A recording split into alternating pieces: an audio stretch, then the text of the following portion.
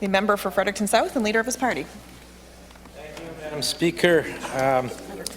Bill 99, an act to amend the Electricity Act, in part makes good on a commitment that was in the Climate Action Plan, transitioning to a low carbon economy from 2017. 2017. It's taken a while to get here, but it's finally here. 2017, because of the work of the All-Party Committee on Climate Change in the summer of 2017, which recommended strongly that government adopt energy efficiency targets after falling short over so many years to achieve significant improvements in energy efficiency, was incorporated by the government of the day as a commitment and readopted by this current government as a commitment. And here in 2022, we're seeing a bill to enact it. It's been demonstrated, Madam Speaker, that targets for achieving energy efficiency improvements drive much more robust programs, including financing measures, to ensure that people and small businesses, households, can tap into the full cost-effective potential improvements that can be made in their homes or buildings. But that depends, Madam Speaker, on whether or not the target is robust enough. And the range of targets that do exist demonstrate this. So, for example, in the United States, Massachusetts in particular, they're targeting savings levels of 2.7% of electricity sales. To give you a contrast to that, in Canada, no one comes close. Canada's top performer was Nova Scotia with a target of 1% essentially of sales, and most of the other provinces are well below that, with the exception of Manitoba. So the size of the target actually matters, Madam Speaker, and this bill proposes to establish the targets in regulation without any guidance, Madam Speaker, in terms of what should that target actually be achieving. Is the target designed to tap into all cost-effective energy efficiency or not?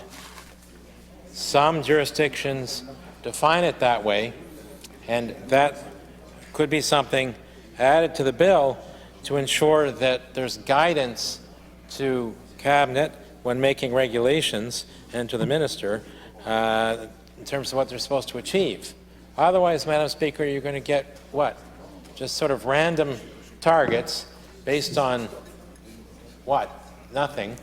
And they will tend, as we've seen historically, when you compare jurisdictions, essentially the status quo in terms of energy efficiency improvements.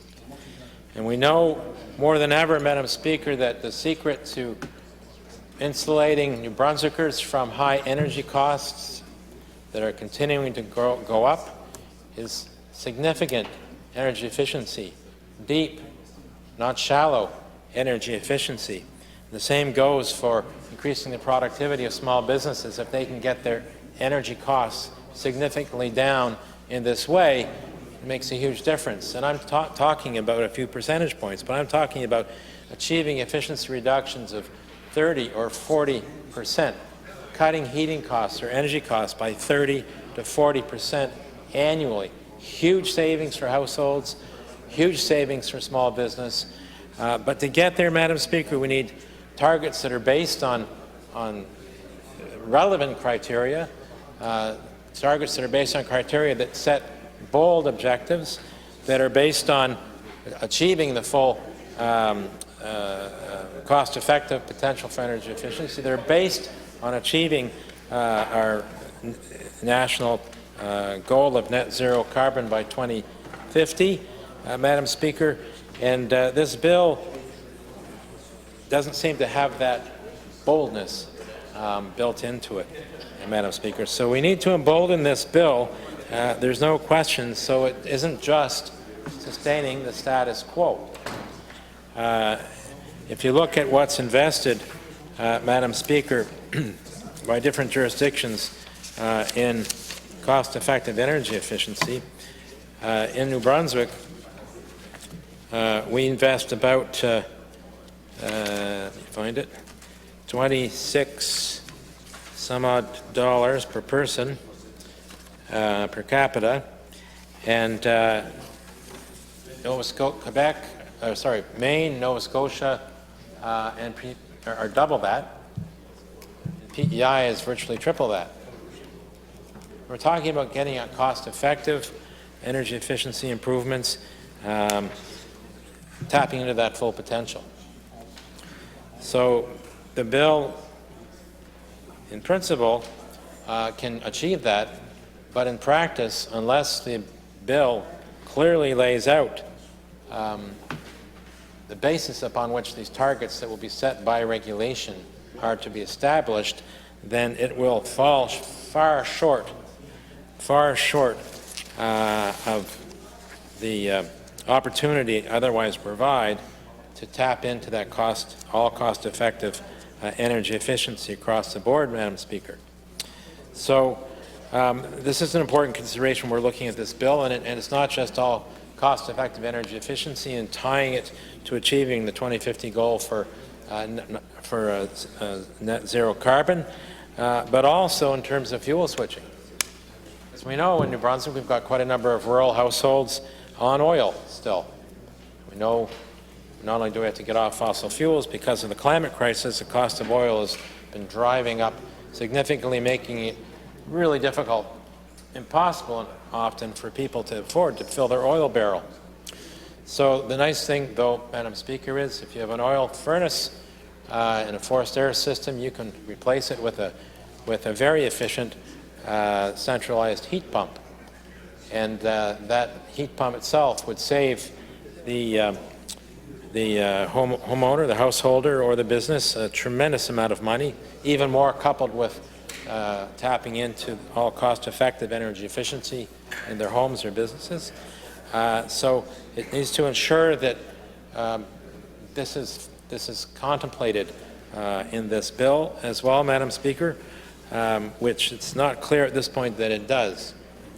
And perhaps to make sure that it's as effective as possible, those targets need to be distributed across sectors, so that there's a target for small businesses, that there's a target for medium-sized businesses, a target for households built since 2000, households built before 2000, some kind of parsing, a target for institutions, and why not a target for government itself, which is supposedly committed to net zero carbon government by 2030. So I always am concerned when too much is left to regulation without guidance in the statute itself, and we saw that with the renewable portfolio standard brought in by Bernard Lord, which was, as a first step, ambitious to ensure MB Power, which was would supply 10% of the electricity it sells to New Brunswickers from new renewable sources developed in New Brunswick, support economic development and climate goals. And that was done by regulation, Madam Speaker, which enabled subsequent governments to mess around with it, so that the renewable portfolio standard now counts imports of hydroelectricity, which have no positive impact when it comes to green economic development, which is what I think the former Premier Bernard Lord had in mind, ensuring that the target was to address only those renewable sources of energy that were newly established in New Brunswick. So that's an example of what happens when the legislation itself doesn't properly or effectively lay out the parameters by which the targets are established by regulation. So that needs to be addressed through this bill, and we'll have lots of time during committee stage to look at that, Madam Speaker. We can make this based on what the experience, since we're late to the game, based on the experience of so many other jurisdictions who have put in place standards and benefit from that experience, to make this bill as good as it possibly can be, so that it can help New Brunswickers to save as much as they possibly can in energy costs. Even more important now with the rate of inflation we're facing, and recognizing that New Brunswick really stands out in the country, where 34% of people are paying more than 6% of their income on energy costs, which is regarded widely as unaffordable, an unaffordable amount of money going to energy costs. This is a key to that, solving that problem, Madam Speaker, so we need to make sure it actually achieves its full potential in doing so. New Brunswickers have great interest in upgrading their homes and businesses, Madam Speaker, but usually the issue is, where do I get the capital up front? Even if the payback is rapid, a couple of years, still for most people and many small businesses impossible to assemble the capital to make the kinds of investments to do the fuel switching to a centralized heat pump, or to take advantage of the cost-effective energy efficiency opportunities through insulation, upgrading windows, and so on in their homes. So again, Madam Speaker, this bill doesn't speak to financing mechanisms that are affordable and accessible to New Brunswick households and small businesses, and it needs to. It needs to do that. It's a perfect opportunity.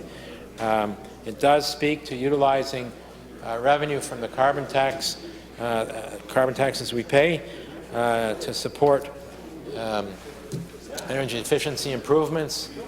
And as I say, it's not clear that it would support fuel switching for homes that don't depend on electricity for heating, but other sources of energy. And it's my hope that this is not just to replace the current funding coming from Ottawa under a fund that's supplied that money to support energy efficiency in non-electric buildings. We need to do better. We need to reach higher if we're going to seriously help people with their energy costs and their heating costs, and if we're seriously going to build the momentum we need to towards a net zero future in New Brunswick, a green economy. Madam Speaker, this bill is can be an important element of that, but it needs work, Madam Speaker, so we will be spending a considerable amount of time at committee to ensure that it is the best it can be. Thank you, Madam Speaker.